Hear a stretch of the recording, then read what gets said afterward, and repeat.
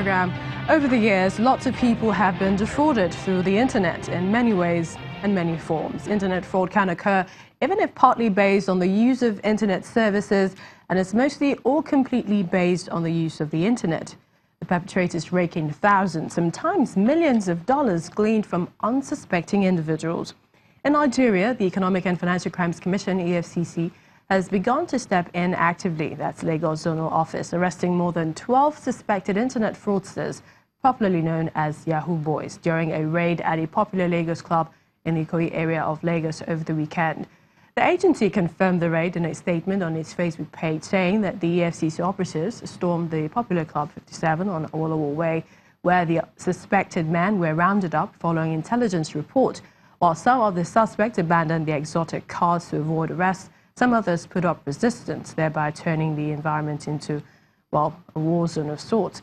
However, a total of 10 cars were recovered from the suspects during the raid that lasted about 3 hours. The suspects, we hear, will soon be charged to court when investigations are concluded.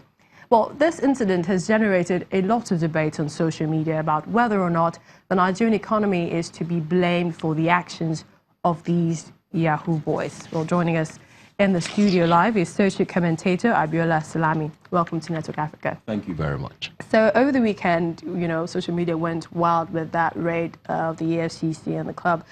When you heard about it, what did you think? No, my thought is, no matter how prospective crime is, crime shouldn't be condoned. That is one. And secondly is, if we're looking for a lasting solution to such an activity, we shouldn't just look at blaming the people who are involved in it. We should look at what are the prospects, what are the other opportunities. I mean, for example, unemployment rate, as at the third quarter of 2017, jumped up to 33%. Now, that says something to us as a nation. And there's the popular saying that man must work, you know, and so people will look for other opportunities, other avenues to make money. So crime should not be condoned in any way, no matter the prospect, and people should not publicly condemn what they privately condone. And we should look for a lasting solution whereby we can give young people more opportunities to be employed and to make reasonable income. What are your thoughts with regards to what this is doing to Nigeria's image globally? You know, we can't take the effect of this out of just talking about the local balance, which is economy. Also, our image has been dented every now and then. And I think the smart thing for the government to do is not just to arrest culprits, is also to look for, when somebody does not have a means of livelihood, the person definitely looks for another means to make money. So it's to look for opportunities that we can create such that as we discourage people from engaging in criminal activities, we have other options for them to engage in so they can make meaningful income, or else the image of our nation will keep going down. So your thoughts are that you blame the state as well for this? Now, my thought, one, no matter how prospective, crime should not be condoned. Two, as we are condemning crime, it is important to give young people other opportunities that they can make reasonable income, decent income from. That is what I think we should do. With the EFCC crackdown, do you think that this will deter cybercrime, internet fraudstering? Well, I think hunger is real. Hunger is a reality. People want to make income. People want to make a means of livelihood. But some people will argue with you that there are some who are well-to-do, but they still involved in this specific crime. Okay, I'm focusing more on the numbers. I mean, it's established that unemployment rate is 33%. It's not an excuse in any way. Engaging in that is not an excuse in any way.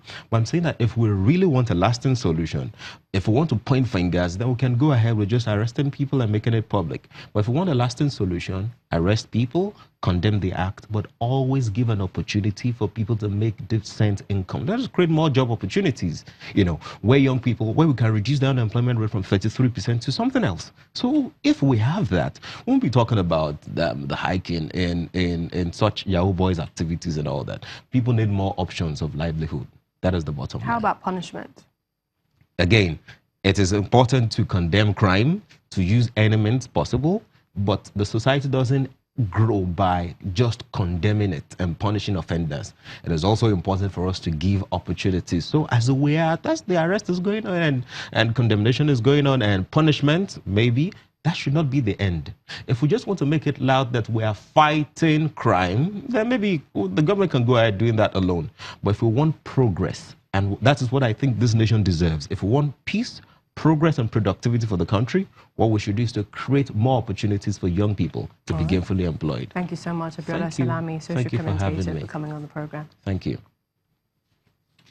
Well, youths in Plateau State have been challenged to take advantage of the numerous opportunities abounding in the entertainment industry by developing their creative talents and convert it into opportunities for self-employment. Well, Governor Simon Lalong threw the challenge at the youth at the Jos Carnival with assurances that government will create opportunities for not just people with finance and influence, but for every citizen who desires to lead a meaningful and productive life. Residents, visitors and performers alike defy the heavy downpour in Jos, Plateau State, north-central Nigeria to witness the Jos Carnival.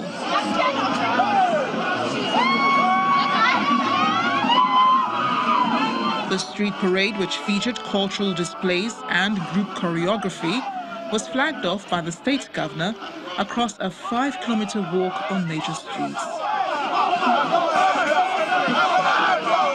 Tagged Carnival Street Parade for Peace, the event showcases the diverse cultural heritage of the state, signifying a return to peace after years of conflict.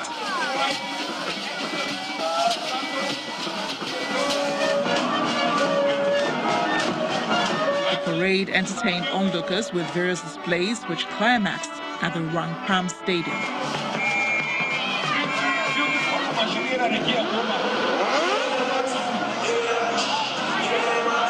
In addition to creating awareness for the potential tourist attractions in the state, the carnival, according to the governor, will create opportunities for the youths in the entertainment industry. That all the younger people who displayed here were all young people from Plateau State. I want to commend them and also commend those who organize this, because as we get them into this thing, they will not go into vices that will be of disadvantage to the nation. I'm sure they will be very useful. That is why I will continue to encourage tourism in Plateau State. You can't do tourism without peace. So I want to appeal to all of you. As you see us display here, is because you maintain peace on the plateau. If there was no peace, you will not see this thing. So please continue to give us peace and we'll give you more of this. The Jos Carnival started 2 years ago and has been gaining attraction with the participation of some neighboring countries. It is gradually becoming a major tourism calendar for Plateau State.